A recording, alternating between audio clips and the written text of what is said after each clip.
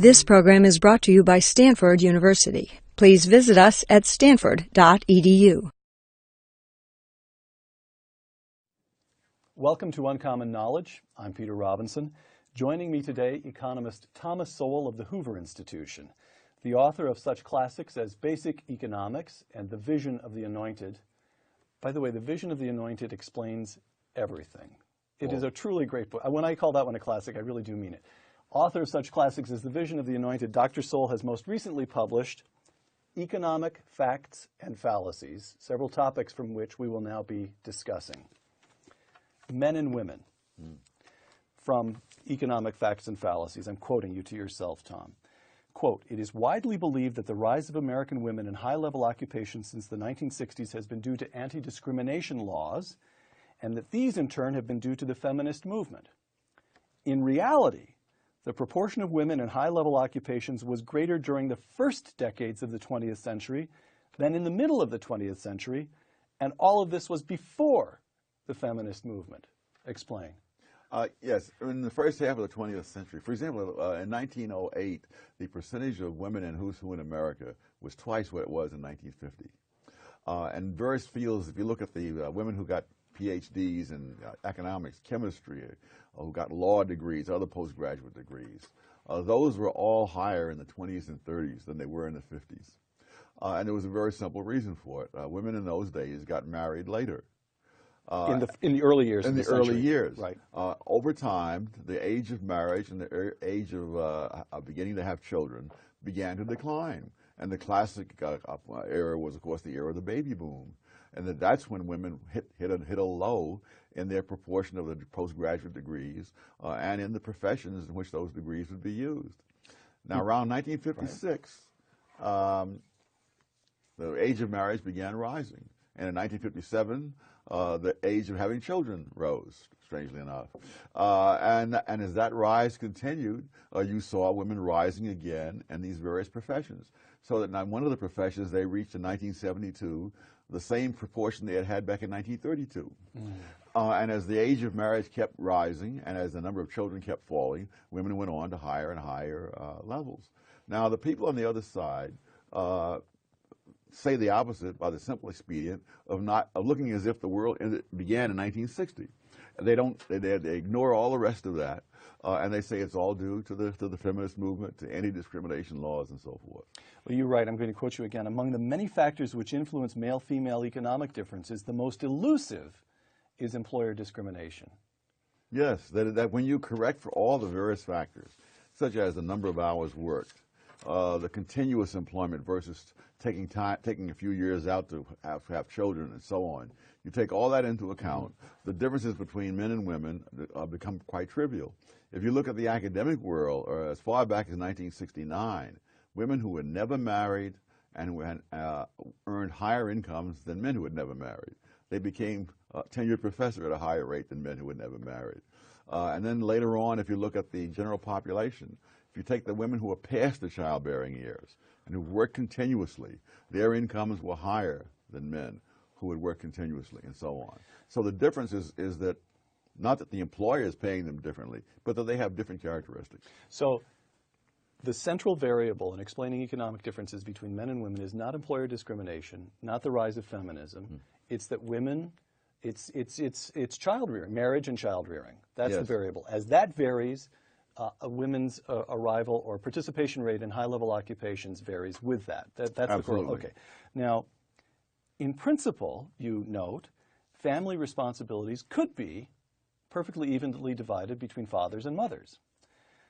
But that isn't the way it has worked in practice. Quote, I'm quoting you again, "Since economic consequences follow from practices rather than principles, the asymmetrical division of domestic responsibilities produces male-female differences in income," close quote. Question, what are the policy implications of that?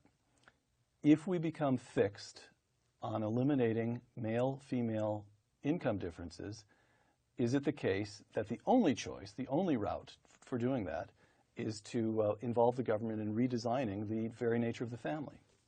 Well, or am I leaping to a melodramatic conclusion? No. Yeah, and logically that's certainly true. However, not all domestic responsibilities can be shared equally, such as having babies. which is not an inconsequential thing since the existence of the human race depends on it. But what it means is that women make choices that make a lot of sense for them.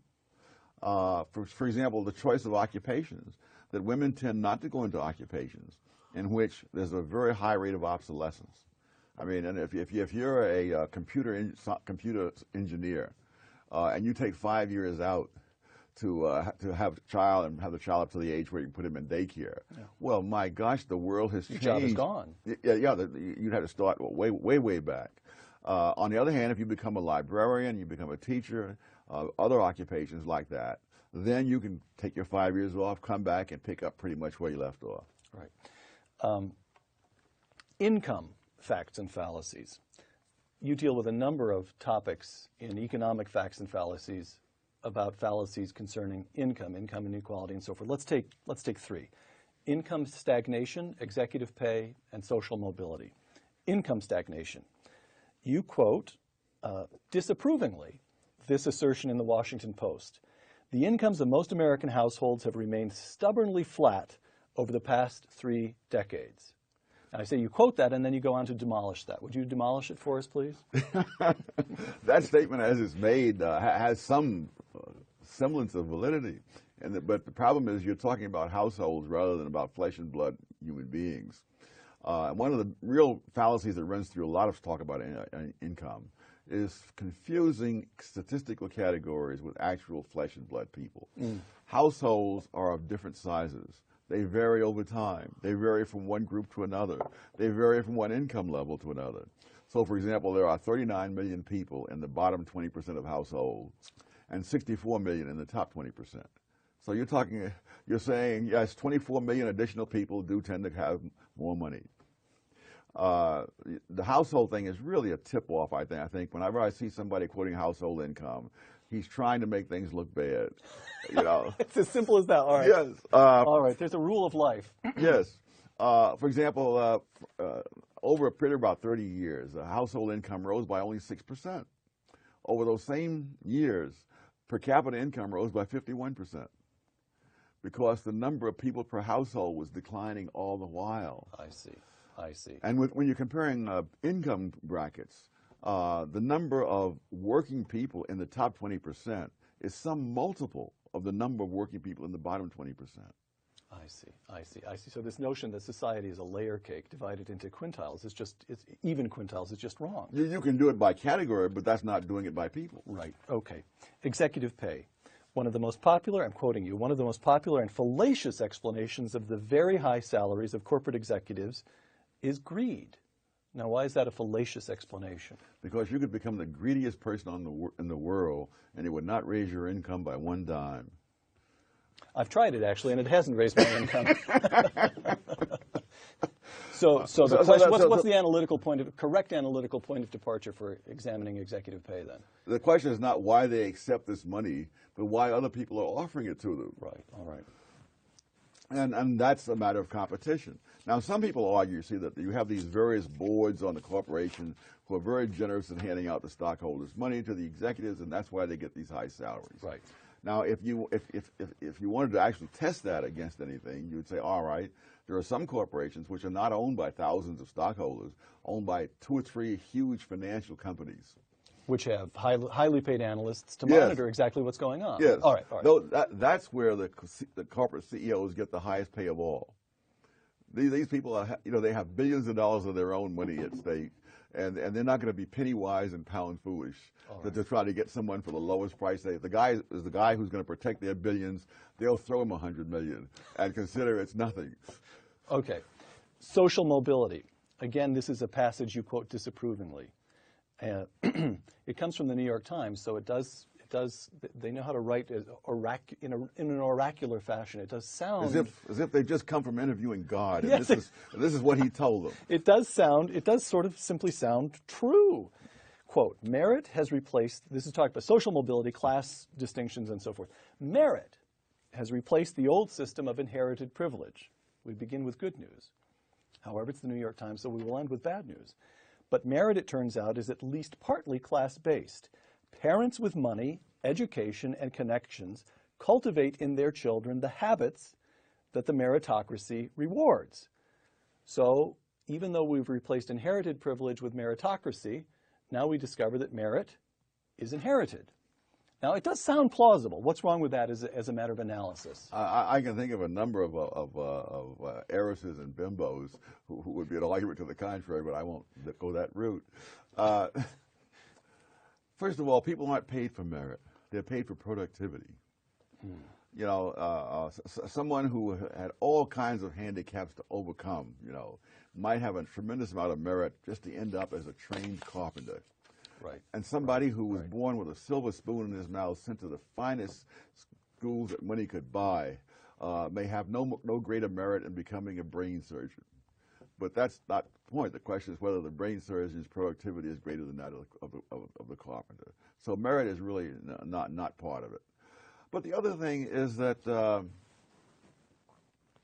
the question is, what are you trying to end up with? Are you trying to end up with the best qualified people doing the job or not? I mean, if I have to have brain surgery, and I'm told that the guy who's going to perform the brain surgery is the world's greatest brain surgeon, but he was born with a silver spoon in his mouth and had every privilege. Am I to say, no, give me somebody, you know, who had to fight his way up and who had just barely made the cutoff? Well, suppose I don't know what the New York Times writer had in mind, but suppose I argue, let's follow the duty of charity and assume that what the New York Times reporter has in mind is a just society. Maybe let's suppose that what they want is a just society. And that is simply not useful in analyzing social mobility? No. It's not? No. It depends on what notion of justice you have. If you mean by justice treating everybody alike, we can go there. If you mean a society in which everyone has equal probabilities, not equal opportunities, equal probability of succeeding, I find that virtually inconceivable. There are so many thousands of factors at work that I find it hard to even imagine how all those factors could work out the same for everybody. And now what about equal opportunity? Equal opportunity, yes. But you see, you can have a society of equal opportunity. One kid's family sits around at dinner time and talks about sports, and the other kid's family sits around at dinner time and talks about science. And they do that for 20 years. And now they have an equal opportunity to get into Harvard. Who do you think is most likely to make it? Gotcha. Okay, we turn from income facts and fallacies to facts and fallacies. Let me say that again because I need to get it. Facts and fallacies concerning the academy. You deal with students and economic finances, but I'd like to deal first with faculties. First, this kind of overall statement that you make. Again, I'm quoting economic facts and fallacies. Many people think of nonprofit organizations such as colleges and universities as free of selfish motives and therefore dedicated to the well-being of others, including society at large. This reminds me of the opening scene in the movie Animal House, where the camera pans across the campus and finds the statue of the founder of the campus and goes down to the base where the words are inscribed, knowledge is good, good for all of us. That assumption is seldom subjected to empirical tests, nor does it survive such tests very well when it is. Close quote. Explain. Well, one of the advantages, one of the things that happens when you have faculty tenure is that the faculty can run the university for its own best interest, regardless of what that does to students. For one simple thing, the faculty tend to arrange the classes so that they will fit into convenient times for them. I mean, I don't exempt myself. When I was teaching and the department secretary would say, when do you want to have your classes? I would say, after the morning rush hour and before the evening rush hour. Apparently, I wasn't alone. So you have all these classes crammed in between 10 a.m. and 2 p.m., and many students are unable to get the classes they need and the sequence they need in order to graduate on time. But the faculty, as convenience, trumps all that. There was what the provost at Stanford was saying last year, that we have all kinds of empty classrooms most of the time, and then that means you have to build more buildings in order to at tens of millions of dollars per building. That's right. to build the capacity just for between 10 and 2. That's right. That's right. Right. Now, not, however, that you are disdainful of the principle of faculty self-governance, which you write is central to the operation of an academic institution. But in areas outside their expertise, including areas in which there is no such thing as expertise, professors can simply indulge their personal prejudices at no cost to themselves. What do you mean by expertise in areas in which there's no such thing as expertise? Well, for example, in chemistry, there's obviously expertise. There's no way that even on a small college, there's any dean or president can know who ought to be teaching chemistry and what courses, chemistry, physics, math, economics, et cetera, et cetera. So the only sensible... That's left to the chemistry department. Yeah, and the physics and the math and economics and so on. But due to so-called faculty self-governance, they also have decision-making power over things in which it was just a matter of personal choice, such as ROTC. I don't know why some professor of French literature should be an authority on whether or not there should be ROTC on campus. All right. You write about grade inflation and faculties. What's the connection? Oh, it's much easier on the professor if he has soft grades. My goodness, no one to complain, no one to take up his time, no one to create an unpleasantness, and you know, it makes the administration happy, it makes the students happy, and if the professor doesn't care, it makes him happy. So you give every student an A, and nobody even bothers to ask for office hours for That's you. right. Gotcha. That's right. All right. Now, here's kind of the question. Your argument here as regards faculty is that endowments, tenure, the continued giving of from loyal and largely unquestioning alumni, all of these insulate them from what we might otherwise consider market forces, the market being the marketplace for education, and the customers would be the tuition-paying students, right? Okay. And yet, as you yourself say, you yourself make a large point of this, American universities are routinely ranked the best in the world. How can this be? Oh, they're the best in the world at what they do. And what they do is research. Okay. You know, when I was Actually, go ahead. When I was a tenured faculty member at UCLA, I used to love these discussions when someone was up for the up or out decision to make. Should he be promoted to tenure or should he be let go and so on? And you know, you'd go around the room and I'd say, "Oh, the man is a terrible teacher. He doesn't do this. He doesn't do that." They'd go on. I'd listen to all this, and in the end, they'd vote him tenured. And then conversely, we had a guy who was really an outstanding teacher. When the vote finally came, and I must tell you that I was one of those who voted to let him go, because although I was convinced that the students would lose by his going, that was not the decision in my province. My province was to apply the rules set down by the university, and by those rules, which are heavily weighted toward research, he couldn't be kept there. And so he's off somewhere else, being an excellent teacher to somebody else, while the UCLA students have to take potluck. And so this is a point that you make, that the large research universities tend to be, in a certain sense, overweighted in reputation when kids are going around looking for undergraduate educations. That is to say, maybe you ought to look at a small liberal arts school.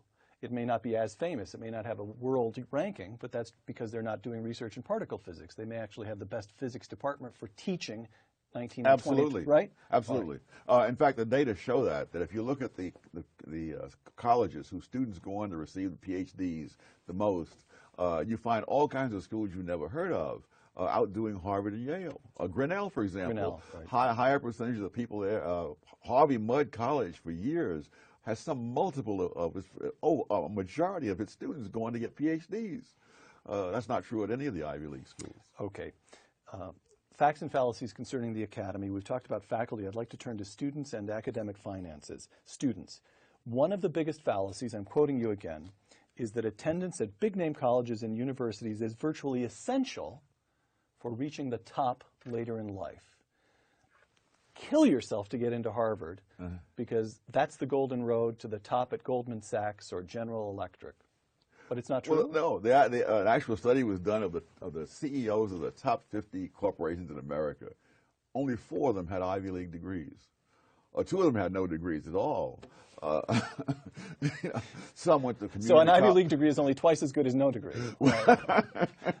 That's one way of looking at it. All right, academic finances. This is, by the way, this is quite subversive, this one that I'm about to read here.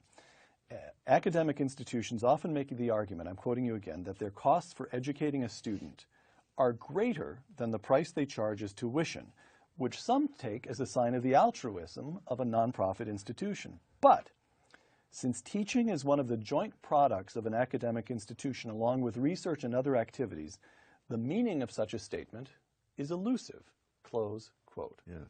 This is one of the routine statements of higher education in America. No matter what we charge you for tuition, it's only a small portion of the total cost of giving you an education. Yes. You're saying it's untrue, or you're saying it's simply an incoherent statement? It's an incoherent statement. It's like saying, what is the average cost of bacon? There is no average cost of bacon. Bacon is produced jointly with ham, pork chops, and pigskin. There's the cost of the pig, and any further division is meaningless. I mean, when I worked for AT&T, they had a huge book which broke down the cost of a telephone, and they showed it to me the first day, and I said, since there's no such thing as the average cost of a joint product, I will never have occasion to open that book. And the whole time I was there, it sat there and gathered dust. You have won Mr. Congeniality Awards throughout your life, haven't you, Tom? Now, query, how is it the case that across the academic scene, landscape in this country, tuitions have tended to rise at faster than any measure of the cost of living? They've risen faster than inflation. Why is that the case? Partly it's because the government subsidizes. I remember years ago talking to the president of a small college who said to me that if we were to keep tuition affordable, we would lose millions of dollars in government money every year, because the government has a formula, and if the tuition is within your range, then you don't get the government help. But if it's above the range, you do. Well, heavens, you know, the presidents of colleges can do arithmetic, and they know that the way to do it is to raise the tuition to unaffordable levels. Then the government brings in the millions. Now, let me try an argument to see how persuasive you find it, and that is the rising productivity of labor. So that a faculty, name the position, teacher in English, chemistry, physics, as technology has permitted American labor to become more and more and more and more productive, even though the English teacher is doing the same thing that he or she did today that he or she did 20 years ago and 30 years ago and 50 years ago. English is actually a good example here because it's relatively unchanging. You're teaching Shakespeare today as Shakespeare was taught a long time ago. Nevertheless, it's a matter of the marketplace. Institutions have to pay more to hire that labor, that professor, precisely because wage rates throughout the opportunity cost. If they're not an English teacher, they could go to work for Intel, presumably. So the rising wage rates in the economy drive up costs in the academy. That's one theory. No. Another, I thought it was pretty good. One of the things that happens is that over time, more and more emphasis is put on research. And for example, when I started teaching back in the 1960s, the average teaching load was about 12 semester hours. Today, that's considered backbreaking work. That was Cornell when you first? No, it was Douglas College at Rutgers University, and that was common. Now today, it's 6 semester hours. You've got to hire twice as many professors to teach the same number of courses. And that may be carried on the books as a teaching expense. It's in fact a research expense, because the reason you have to do that is because you expect these guys to be grinding out these articles and books. Okay. Last comment on question on academic costs. Senator Obama has proposed a $4,000 a year refundable tax credit, refundable tuition tax credit for every year of college. You like that idea? Not particularly. All right. On to. I wouldn't be surprised if tuition didn't go up by $4,000. The minute that was enacted. All right. Or soon thereafter. All right. Facts and fallacies concerning race. The black family, quote, quoting you again, some of the most basic beliefs and assumptions about the black family are demonstrably fallacious, including the assumption that current fatherless families so prevalent among contemporary blacks are, quote, a legacy of slavery, close quote. Explain that one. Because the proportion of black kids who were raised in two-parent families was higher under slavery and for generations thereafter than today. That percentage was, go back to 1930 or 40, there wasn't half the proportion of blacks being raised by single parents as there is today. Now, if slavery was the reason, why are these generations closer to slavery? And even under slavery itself, why were they raising their kids in two-parent families and they're not today? Okay, now, well, let me try an argument on you. And the notion there is that what is a legacy of slavery is somewhat weaker, demonstrably weaker, of family bonds. So that, yes, the black family is more intact in past decades than it is today. So was the white family. And as we get these strange social solvents of the 1960s that seem to weaken family bonds, they weaken bonds among the white families, but they devastate family bonds among blacks, precisely because they're weaker in the first place, and that is the legacy of slavery. What do you make of that one? Not much. I'm trying hard here. You know? Well, I give you E for effort. It also depends on the level of income. That is, you're not going to be able to, someone who's in a position to go on to college, you know, and has a very good chance of becoming an engineer or something of that sort.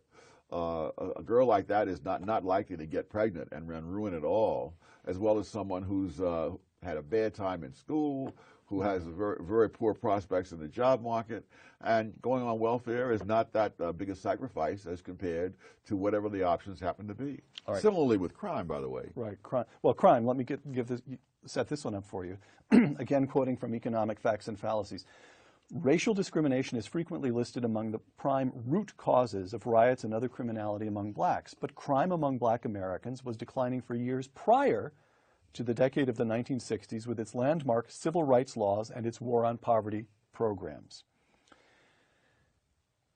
If crime is not arising from poverty, what's it arising from? What happens in the 1960s? They stopped punishing criminals. You know, the chance that a criminal would actually go to jail for a violent crime or any crime was much reduced in the 1960s. You begin to have all these changes in the law beginning at the Supreme Court, which becomes harder and harder to convict anybody of anything. And the sentences were shorter, and there were more, leniency in terms of parole and that kind of stuff. And of course, wherever you've done that in the world, including in Britain, for example, you see this huge increase. I mean, Britain was once one of the most law-abiding countries in the world. Today, Britain has a higher crime rate than the United States in most categories. You quote former Senator Edward Brooke, an African-American who grew up in the black community in Washington, D.C. during the 1920s and 1930s. This is Edward Brooke. Large areas of Washington, D.C., talking about the black community, were truly safe. Families stayed together, neighbors helped one another, students were encouraged to study, and there were no drugs and no drive-by shootings. Was Edward Brooke's Washington of the 20s and 30s like Tom Sowell's Harlem of the late 40s, early 50s? Is that when you were living? It would be the 40s, from the early 40s. All right, the 40s. Middle, yes. All right. But I've heard you talk about Harlem. Yes. Yeah, I used to sleep out on a fire escape at Harlem. At midnight, if I was awake at midnight, I would go walking out to the nearest newsstand to get the morning paper to find out what the baseball scores were. I'm sure people don't do that today. Harlem felt safe. Yes. And what about the schools? The schools were a lot better. People expected me to meet the same standards that kids on Park Avenue met. Now, that was undoubtedly unjust. But between that injustice and spending the rest of your life paying back for a poor education to begin with, I'll go with that injustice. All right. So what has happened in black America? Part of what's going on is that crime ceases to be punished. You've already mentioned that. What else is going on? Let me put the question the other way around. What can be done, if anything, what can be done to restore to Harlem today, or to those same black neighborhoods? Much of the geography is still the same. What can be done to make those neighborhoods in Harlem the way they were for you growing up in the 40s, or the way they would for Edward Brooke in the 20s and 30s? How can black America be restored? Mainly by fighting against all kinds of entrenched special interests who will not give up or budge an inch, starting with the teachers union. You need to be able to fire teachers who aren't teaching. You need to be able to have competing schools nowadays because it'll take you forever to be able to fire the teachers. So that you'll give them an incentive to start teaching again instead of playing games in the schools. In the schools, as in the colleges, it is a lot easier not to teach. I mean, I'm always amazed at all the activities and projects they have in the schools, you know, all the while. And I'm looking at the international comparison. American students are way down at or near the bottom in these international tests. Why are we spending so much time, you know, hugging trees and doing other such stuff like that when our kids can't read? So if you had to choose one point, one place to begin the restoration of Black America, it would be with education. Yes. All right. Tom, let me end with, we've been talking about economic facts and fallacies. Let me end with just a couple of open-ended questions to see what's on the mind of Tom Sowell these days.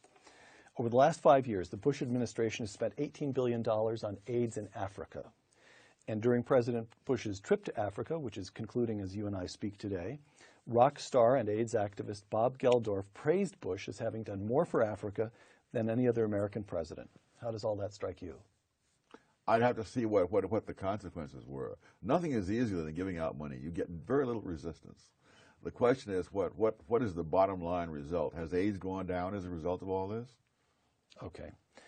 Barack Obama has a serious chance, polls indicate at the moment, an actual likelihood of becoming the first African-American president. What does that say to you about the United States? Well, it makes it harder for people to keep blaming everything on racism. On the other hand, I think at a time when Iran may get nuclear weapons, which may be passed on to terrorists, it is incredible that we should even be playing sort of demographic roulette and saying, wouldn't it be nice to have the first black president or the first woman president or whatever? We need whoever can do that job best because the future of the country depends on it. Hmm. Interviewing you a couple of years ago, Fred Barnes asked if you felt pessimistic about the future. You responded very simply and with distressing speed, yes. Would you like to amend or expand upon that answer? Yes, I feel more pessimistic now than I did then. Oh, Tom. Why? What's happened in the last 2 or 3 years to make you more pessimistic about the future? Well, we could start with Barack Obama, Hillary Clinton, and John McCain. You've talked about Barack Obama. What's wrong with Hillary Clinton? Oh, my. How many days do we have? Take the top 2 or 3 characteristics. An utterly cynical person.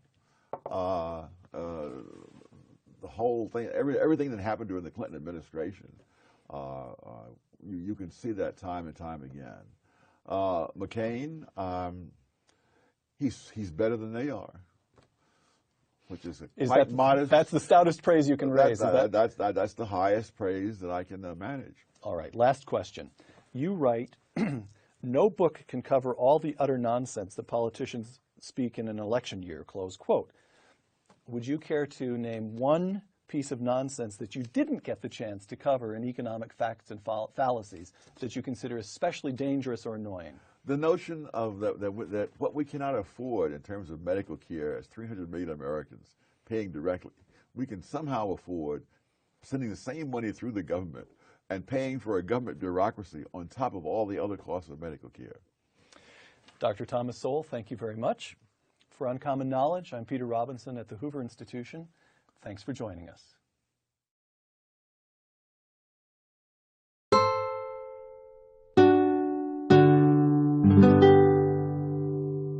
The preceding program is copyrighted by Stanford University. Please visit us at stanford.edu.